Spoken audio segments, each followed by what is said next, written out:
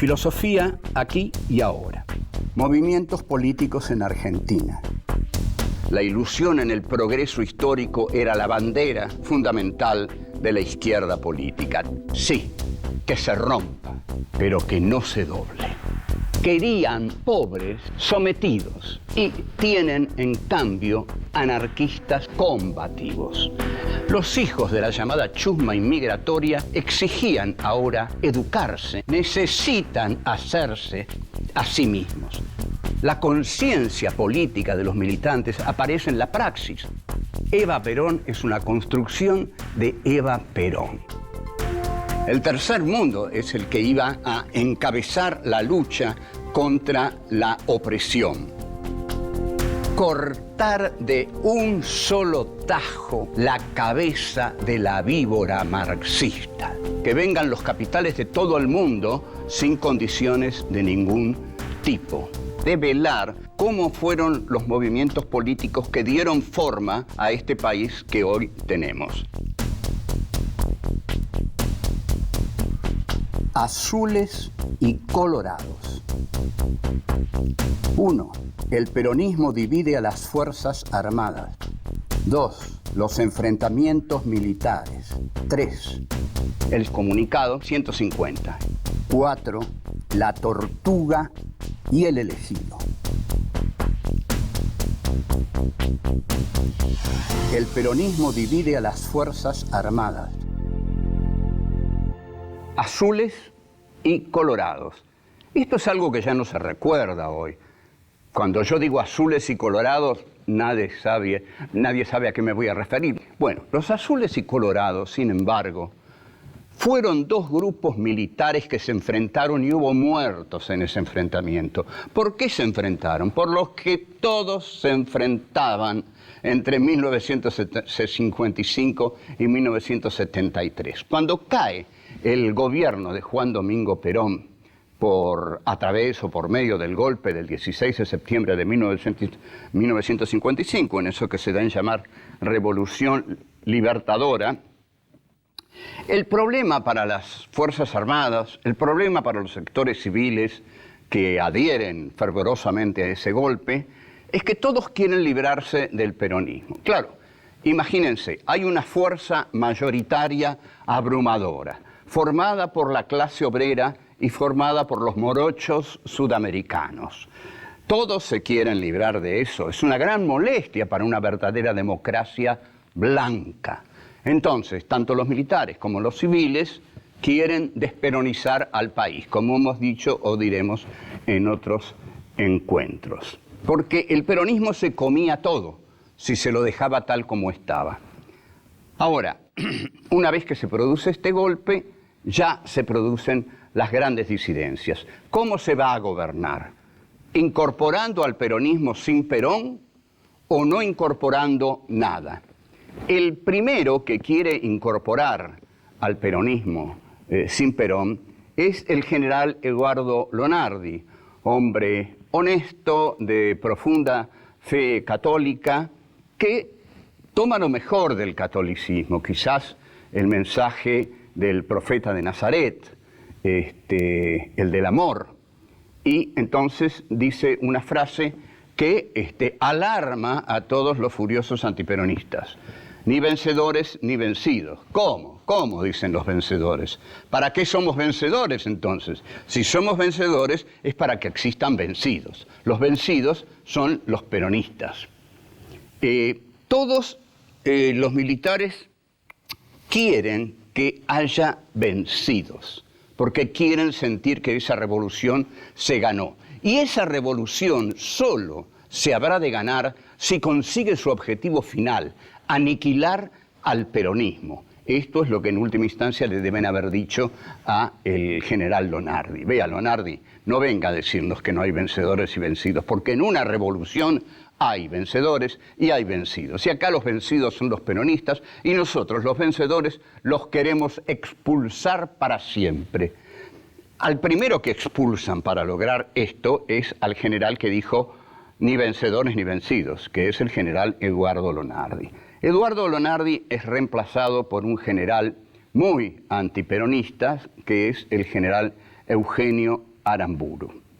Se reforma la Constitución y hay elecciones en 1958, sube Frondizi, y Frondizi, entre miles de cosas que hace, finalmente en 1962 da elecciones libres en la provincia de Buenos Aires. Frondizi, claro, no había estadísticas muy férreas, muy inevitables, así que podían marcar una conducta política en ese momento. Y Frondizi creía que en la provincia de Buenos Aires ganaba él. Entonces ahí le permite al peronismo presentarse. Sin embargo, el peronismo se presenta y gana el peronista Andrés Framini, que cuando va a tomar el mando de la provincia de Buenos Aires, los militares lo echan de mala manera. Entonces aquí hay una división entre las Fuerzas Armadas, porque algunos quieren seguir con la careta democrática y ponerlo a José María Guido, y otros no quieren la careta democrática, sino los militares al frente y gobernando de modo directo el país. Los que quieren esto son los llamados colorados. Los que quieren un país con cierta limitadísima participación del peronismo son los azules. Aquí, finalmente, colorados y azules, ante la indiferencia total de la población, se enfrentan en una pequeña guerra que dura muy poco y que, como dura muy poco, vamos a contarla en el próximo bloque. Volvemos. 2. Los enfrentamientos militares.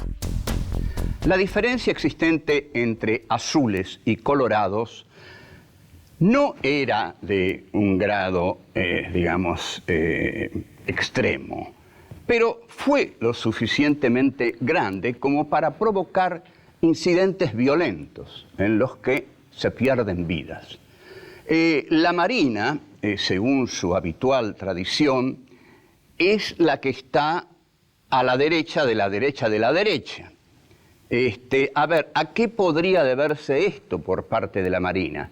Porque la Marina es una fuerza de ultramar que pocas veces se ocupa de lo interno del país. La Marina ha vivido mirando el país desde afuera o hacia afuera. Pero cuando la Marina miraba dentro del país, se consideraba parte de la aristocracia británica y era tremendamente antiperonista. Se diferenciaba del ejército azul porque el ejército azul buscaba lentamente, con matices, con cautela, ir incorporando a los sectores peronistas. Esto era ya la blasfemia total. ¿Por qué? Porque los azules querían gobernar con una mayor credibilidad democrática. No hay mayores o menores credibilidades democráticas. ¿Hay democracia o no hay democracia? Si hay democracia, el peronismo es aceptado y se presenta a elecciones con su líder natural, el general Perón. Esto hubiera sido la democratización del país. El estallido se produce el 2 de abril de 1963. Tiempo después, el general Galtieri va a invadir las Malvinas en esta fecha del 2 de abril. Pareciera que los militares de distintas épocas tuvieran cierta predilección por esta fecha del 2 de abril. Hay un combate principal en esta colisión de fuerzas armadas, colorados y azules. El principal combate, porque hay un combate, y una vez conocí a un marino que tenía una herida tremenda acá y dijo, bueno, esto fue la guerra. Bueno, la guerra, el principal combate se da en una localidad llamada Punta Indio, en Buenos Aires, en la zona de la bahía de San Borombón. Qué lindo nombre, San Borombón. Cuando yo era chico y me llevaba mi papá a Mar del Plata, cuando llegábamos a San Borombón, ya me daba apetito de comer bombones, lógico. La zona en la bahía de San Borombón es defendida por un capitán de la Marina, lógico, porque ahí estaba asentada la Marina el sector de la derecha, los colorados, el capitán Santiago Saborótz, cuyo nombre, si usted no lo recuerda, es porque no pasó a la historia. Ahora, al frente de los azules viene un personaje que sí va a pasar a la historia del horror. Es el coronel Alcides López Ofranc. López Ofranc es un tanquista y ataca a Punta Indio con sus tanques y derrota a los colorados. En consecuencia, no sin falta de humor, la sociedad llama a López Ofranc el zorro de Magdalena. La verdad es que la gente no veía mucha diferencia entre azules y colorados. Tampoco creía que López Ofranc era Erwin Rommel, el zorro del desierto. Ahora, López Ofranc era un militar que a los pocos días de estar en acción, como parte muy importante de la dictadura de Videla, cuenta el fervoroso activista de los derechos humanos y católico Emilio Fermín Viñone, en un libro que se llama Iglesia y Dictadura, muy buen libro, que estaba en una reunión, Viñone, hablando con el presidente de Acíndar. Y el presidente de Acíndar le decía, caramba, tenemos tantos problemas en Acíndar con las comisiones internas de los obreros. Y llega López Ofranc, que escucha, y de muy buen humor le dice, no se preocupen, ya están todos bajo tierra. Habían solucionado el problema de las comisiones internas. Las internaron bajo la tierra.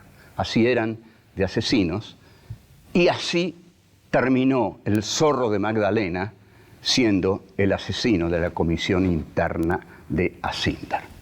Volvemos. 3. El comunicado 150. Durante esta pequeña guerra entre azules y colorados, al ejército azul se le da por la literatura. Se le da por la literatura y redacta nada menos que 150 comunicados. En el ejército azul había un personaje que le gustaba escribir. Le escribió durante toda su vida. Bueno, hablo del doctor Mariano Grondona. El doctor Mariano Grondona, ya ahí en esa pequeña guerra entre azules y colorados, está del bando azul. No es porque fuera un gran demócrata, sino porque veía un poco más claro, más allá del fanatismo de los colorados, y sí, consideraba que una medida apropiada sería incorporar un poquito del peronismo a la democracia condicionada por los militares. Grondona redacta un famoso comunicado, que es el último, el 150. En uno de sus pasajes, cerca del final, el doctor Grondona, en tanto ideólogo del militarismo azul, dice: quiera el pueblo argentino vivir libre y pacíficamente la democracia que el ejército se constituirá a partir de hoy en sostén de sus derechos y en custodio de sus libertades. Es decir, hay una democracia que va a estar asegurada por el ejército. El ejército va a ser el sostén de los derechos de los ciudadanos y va a custodiar la libertad de sus ciudadanos. Ahora, proteger los males que acechaban a la República Argentina, para protegerla sobre todo en esta época de la Guerra Fría, había que protegerla del mal supremo, que no era el peronismo, era la hidra comunista. La hidra es un animal mitológico de muchas cabezas y cada cabeza que se le corta crece otra cabeza. O sea que sus cabezas nunca decrecen. Aunque se las corte todas, todas vuelven a crecer. De ahí la idea paranoica ante el comunismo. Tenían miedo, un miedo oscuro, paranoico, de que el peronismo condujera necesariamente al comunismo. Volvemos. 4. La tortuga y el elegido.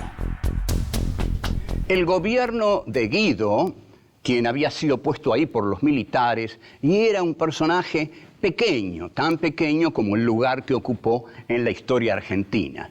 El gobierno de Guido da elecciones, y en julio de 1963, Perón llamó a votar en blanco. De todos modos, el radical Arturo Illia gana, pero gana apenas con el 25,1% de los votos. Gana con muy pocos votos porque el peronismo no se presenta. Vaya democracia, ¿no? Vaya democracia. El que gana una elección la gana con el 25%, elección presidencial la gana con el 25% de los votos, porque no hay más personas para votar. Todos los peronistas están prohibidos, no pueden votar. Finalmente, Arturo Illia, por algunos coqueteos con Perón y por su propia característica de hombre honesto, pero para toda la República demasiado manso, hasta tal punto que, como sabemos, le tiraban tortugas, y la revista Primera Plana, que era un medio leído por toda la clase media intelectual, hacen una campaña para derrocarlo a Illia, y Illia es derrocado en un golpe que podríamos llamar preventivo. Es un golpe preventivo porque los militares tenían miedo de que Illia realmente legalizara al peronismo. Entonces, en 1966 se da una paradoja. Los azules, que ustedes recuerdan, eran legalistas, ven en Illia el peligro de que este hombre de 62 años, canoso, manso, diera la posibilidad de llamar a elecciones libres, cosa que Illia había anticipado más de una vez. Entonces, se da un golpe preventivo. Los radicales siempre dicen que es por la cuestión de los medicamentos, pero no, ese podía ser un problema. Pero el golpe se da porque Illia, que es un tipo honesto, va a eliminar, este es el temor, el sistema de proscripciones en que se basa toda la República desde 1955.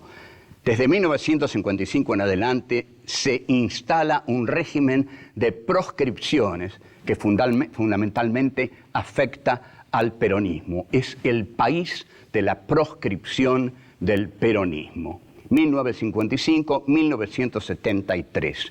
Todos son gobiernos ilegales porque ninguno fue votado bajo un sistema democrático que incluyera a la totalidad del pueblo. Illia, por ejemplo, hubiera sido más respetado si no hubiera aceptado jugar la farsa de los militares.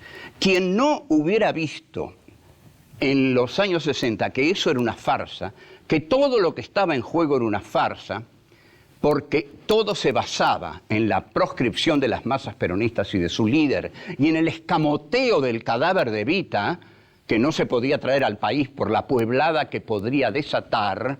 Entonces todos los que participan de esa farsa son ilegales, participan de una profunda ilegalidad democrática. Entonces esta es un señalamiento que ninguno es capaz de eludir. Los militares entonces quieren gobernar directamente ellos mismos. La revista Ahora, por ejemplo, que dirigía un señor llamado Héctor Ricardo García, saca una primera plana con Onganía, con cara de perro malo, y abajo dice un hombre. Como diciendo, este es un hombre y no el viejito de Illia. Queremos a un hombre en la presidencia de la República. Fíjense si uno les hubiera ido a decir, y no quieren una mujer, como luego hubo, ¿no? Cuando les convino, sí la quisieron, porque Isabelita vino a servir los intereses del establishment, y ahí no se le opusieron a Isabelita. Doña Isabel, gobierna y mate, que después nos vamos a ocupar nosotros.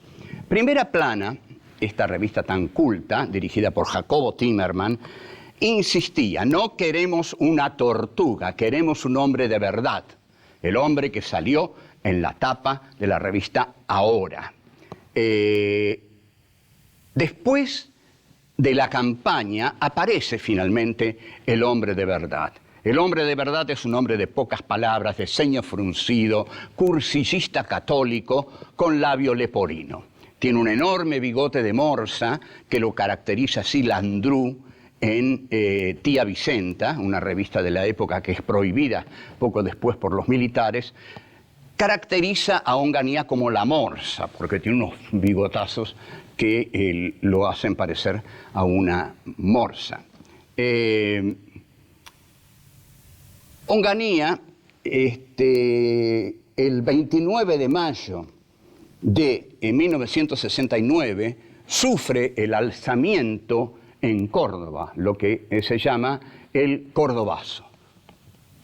Onganía ni lo presentía, no tenía la menor idea de que podía ocurrir eso, pero sí, 29 de mayo, Día del Ejército, en Córdoba se alzan todos los obreros industriales que están ligados a la producción.